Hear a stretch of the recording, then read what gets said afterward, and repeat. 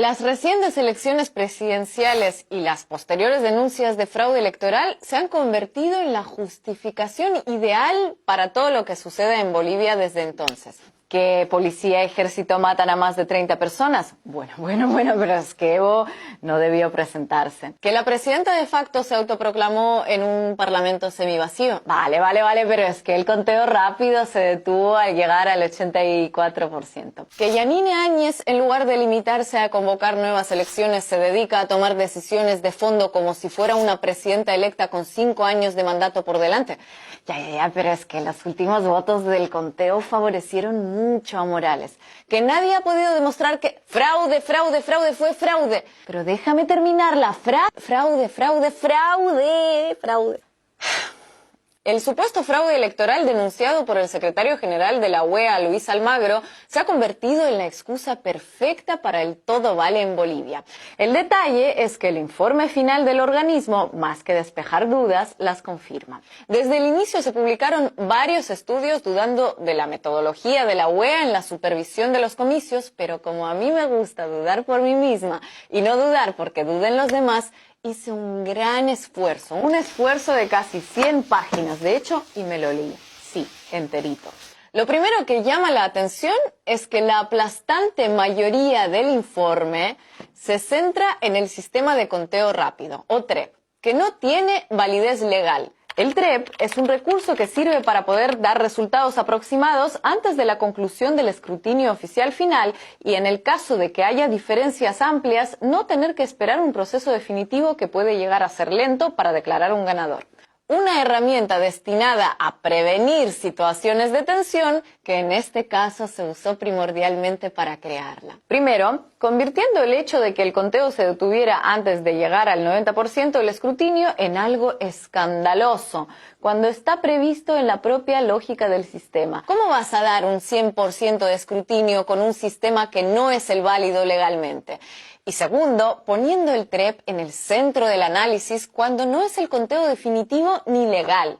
Algo así como puntuar una tesis de fin de carrera evaluando los apuntes de clase del estudiante en lugar del texto que entregó cuidadosamente encuadernado. En varios momentos del informe, sus autores afirman alegremente que pusieron especial énfasis en las actas donde Evo Morales tuvo muchos votos, lo que es una cruda confesión de que lo que se buscaba no era comprobar si el proceso había sido limpio o no, sino encontrar algún elemento que demostrara que el MAS robó las elecciones. ¿Por qué las mesas con muchos votos para Morales fueron analizadas con lupa y las muy favorables a su principal rival, que también las hay, se dieron por buenas sin más? En otra sección se lamentan de que varias actas fueran quemadas, cuidándose, eso sí, de aclarar que quienes las quemaron fueron los partidarios de Carlos Mesa. Pero lo realmente desconcertante del caso es que el informe no trata esos hechos como posible reflejo de la poca voluntad de unos por aceptar resultados adversos, sino como indicio de que el gobierno buscaba un fraude,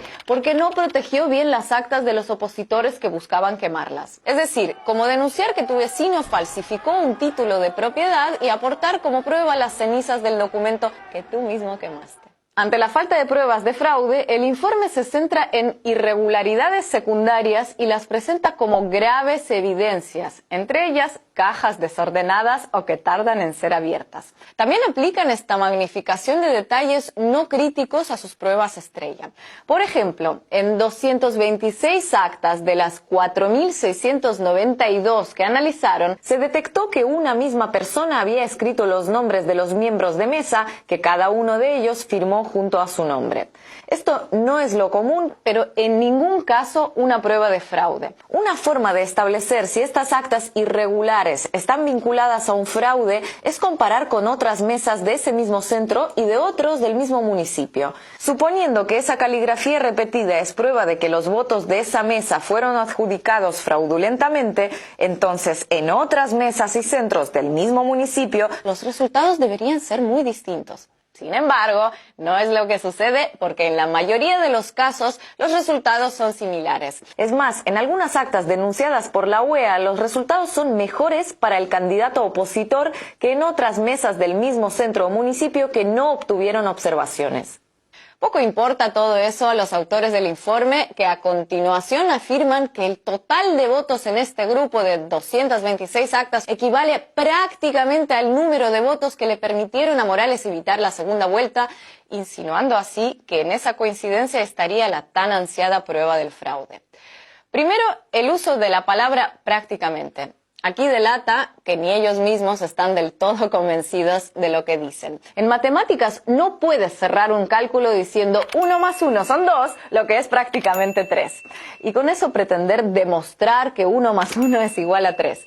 No, pero peor aún es comprobar que si suponemos, lo que ya es mucho suponer, que la totalidad de estos votos correspondían a Carlos Mesa y sacamos la cuenta, la diferencia entre ambos seguiría siendo favorable a Morales por más del 10%, el límite fijado para no ir a la segunda vuelta. Otra peculiaridad del informe es que recurre a palabras como inusual y similares para describir determinado hecho, pero sin abordar por qué el hecho sería inusual. Se conforman con decir que es inusual y listo.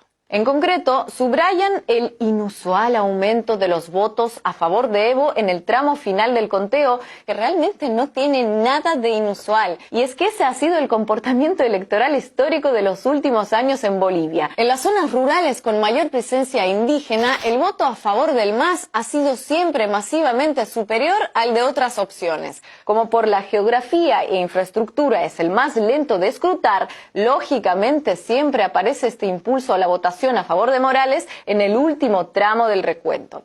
En otros años, este efecto pasó desapercibido porque la diferencia con la que se impuso Evo era enorme, pero incluso se observó en el famoso referendo de 2016, así que de inusual poco. Siempre estuvo ahí porque es un reflejo de la geografía y demografía electoral boliviana. Pero claro, basta con añadir «esto es muy inusual» al final de cualquier frase para que, si no estás atento, parezca que detrás hay algo misterioso y inexplicable. En las zonas indígenas la gente vota más por el candidato indígena. Esto es muy inusual.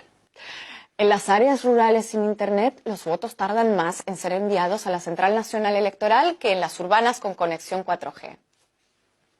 Esto es muy inusual. Después de la lluvia, el cielo se despejó y salió el sol.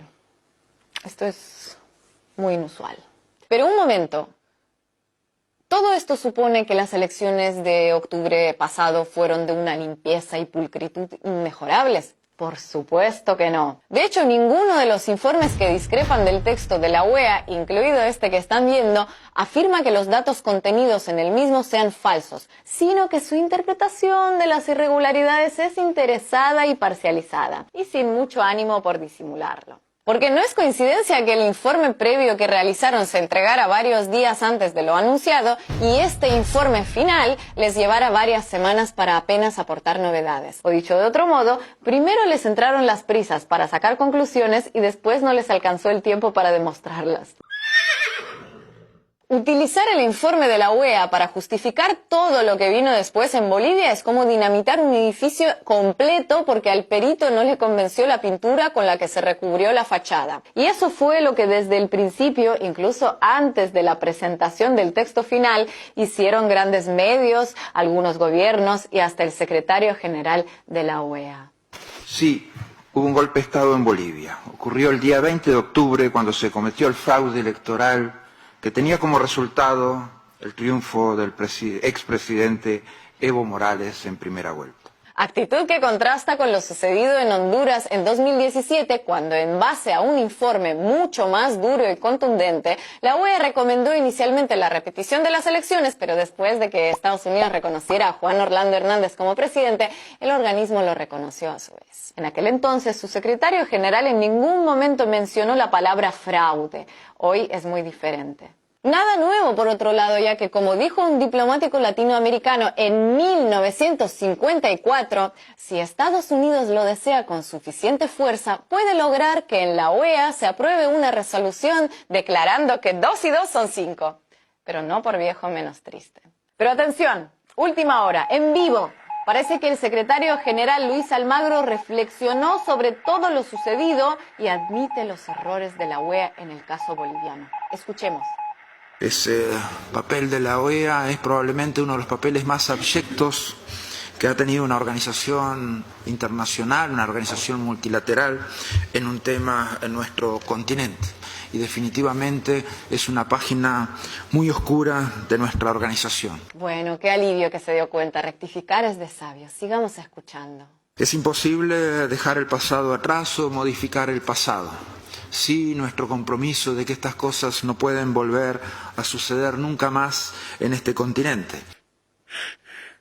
No siga, secretario, no siga, por favor. Tanto sincero arrepentimiento me va a sacar las lágrimas. Y esta es una oportunidad también para condenar la validación que la Organización de Estados Americanos realizó de la invasión a República Dominicana en el año 1965. Ah, que el video es de 2015, cuando Luis Almagro condenó el aval de la OEA a la invasión de Estados Unidos a República Dominicana hace medio siglo. Ya me parecía. Gracias.